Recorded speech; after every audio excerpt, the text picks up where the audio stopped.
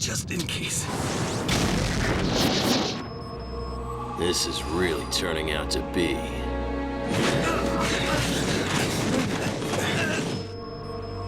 one hell of a day.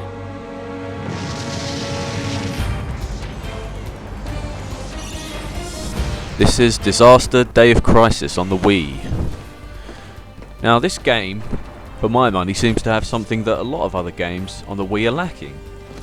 And that is effort. A lot of money and a lot of effort has gone into this game, and a lot of time and thought, and that's surely a good thing when a lot of the games on the Wii are just kind of mini-game collections and other assorted nonsense. It's true that this game is probably not going to reinvent the wheel, but what it does supply is a very fun, very tense, action-packed little game.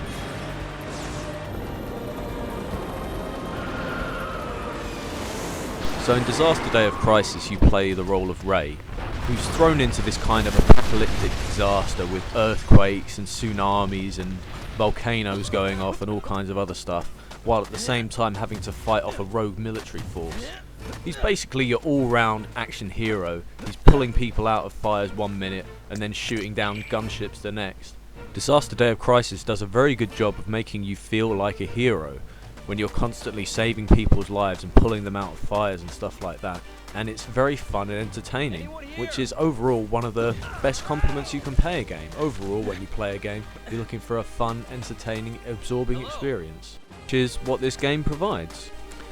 It's a bit of an odd game to play through, since it seems like it's not quite sure who it's trying to please. It's got the kind of challenge and depth that the so-called core audience want, but it's also got this kind of gimmicky gesture controls and other constant tutorial members that they always shovel onto the expanded up marketplace games.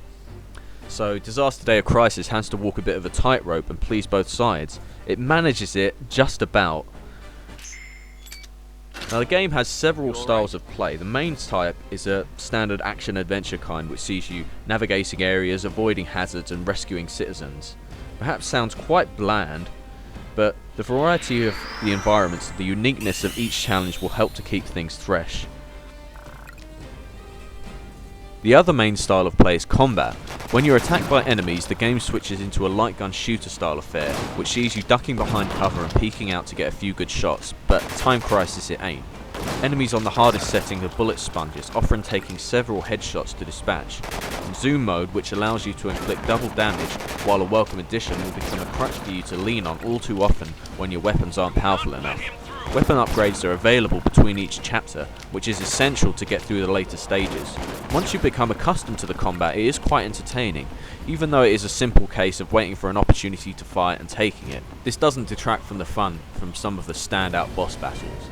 The driving sections perhaps don't fare as well. They could have been great, and as they are, they serve as some very tense set pieces, but they're let down by a very unpredictable physics engine, which can send you spinning out of control due to the slightest bump in the road.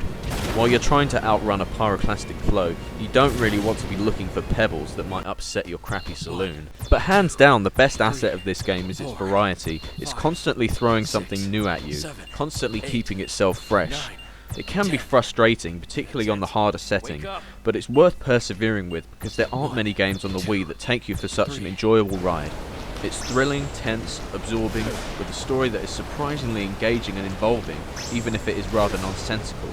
The ending particularly marks itself out as a thrilling and tense set piece, with one false move standing between you and a fiery death. This game comes with my recommendation, although with some small reservations. It's probably best played in short bursts. It's not really the sort of game that lends itself to hour-long sessions. However, since the game is fairly cheap now, and there are very few games on the Wii that supply this much thrills and excitement, I'd say it's well worth the buy, although you will have to put up with moments like this.